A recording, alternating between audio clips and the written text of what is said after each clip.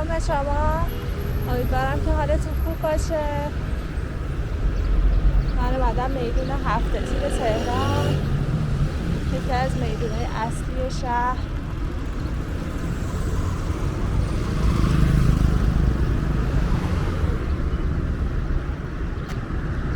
قسمت شمالی این میدون منتهی میشه به اتوبان مدرس و این هم مجسمه خود آقای مدرس هست.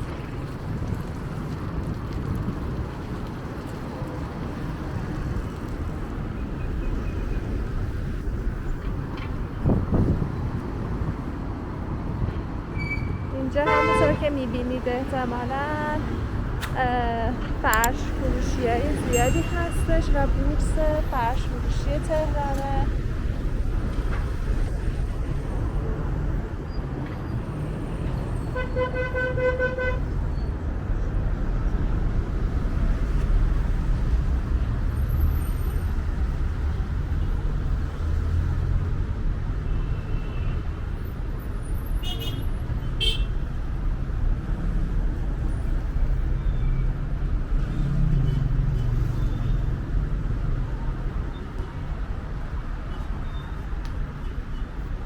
مغازه‌های فروش فرش توی قسمت غربی این میدون هستن و در واقع بورس قالی و قالیچه تهران حساب میشه.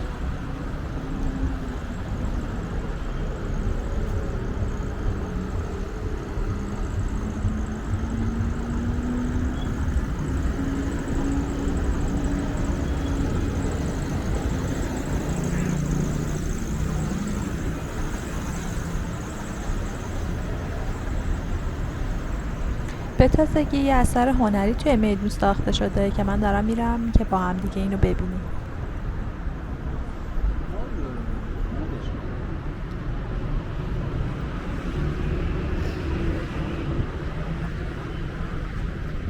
میدون هفت تیر یکی از بزرگترین میدونهای تهران به حساب میاد که در واقع 33,000 متر مساحتش هست.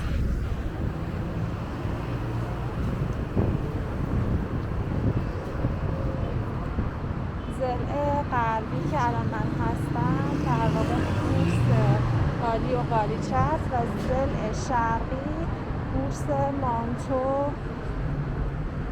و البته زنونه که فروش اصلی البته مانتو هستش.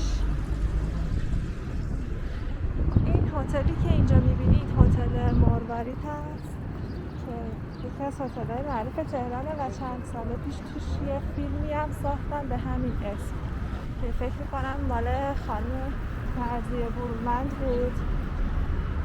یه سریال بود در واقع، فیلم نبود و سریال معروفی هم بود. حالا اگه خاطرتون باشه که همین هتل هستش، هتل مروارید.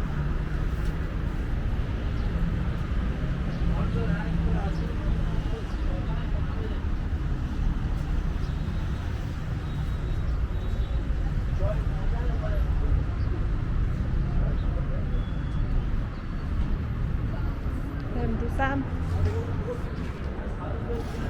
هوا بهاریه و هوا خیلی نلس و خوبیه، آسمون ابریه ولی هوا خیلی خیلی خوبه.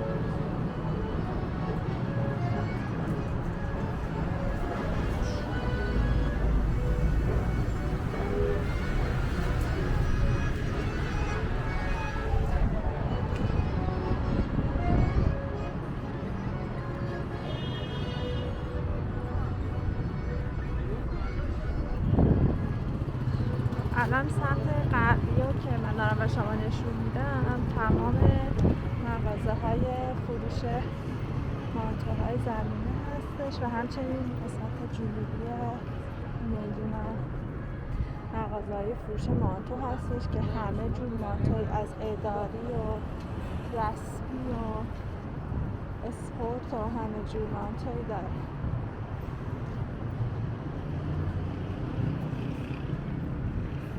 در واقع میدون هفته تیر یکی از میدونهای اصلی تهران حساب میشه که از اینجا خیلی در واقع یه جوری ترمینال تاکسی هم هست و تاکسی به جای جای تهران از اینجا میشه رفت. دسترسی خیلی خوبی داره.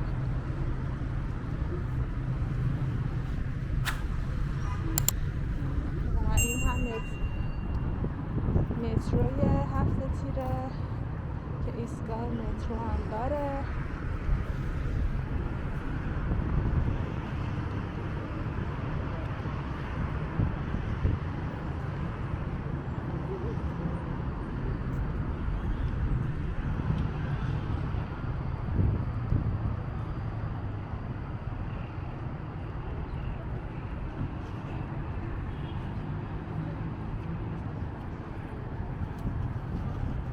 مناسبت نوروز یه اثر هنری توی میدون هفته تیر هنرمندای ایرانی درست کردن که منم دارم میرم به سمت اون و الان همین مردمی هم که دیدید میان برای بازدید از این اثر که در واقع این فرش زیبا که 1000 متر مربع هستش بسیار قشنگه.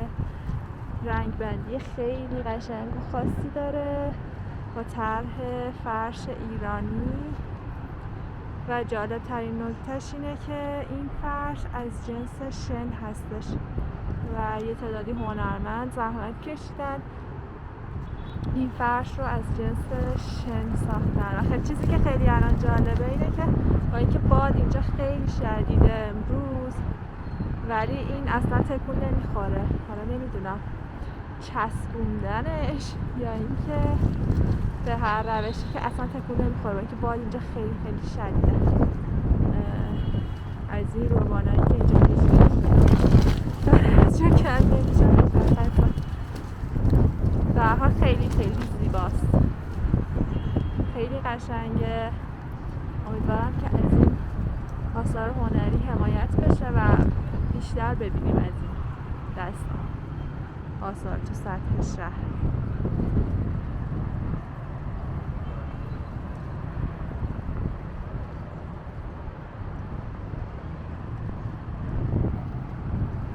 شناسه هاش بلندش اگه ببینید مردم اطراف اینجا اومدن برای دیدن این اثر.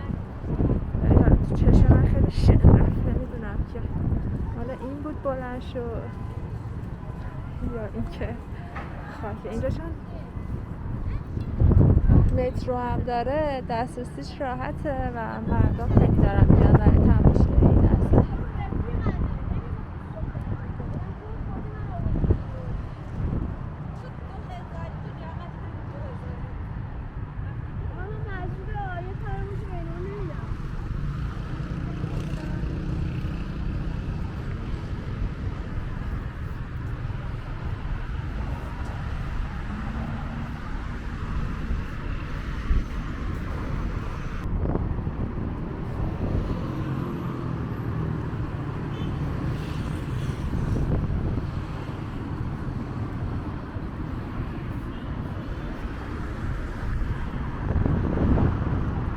امیدوارم که از این ویدیو لذت برده باشید.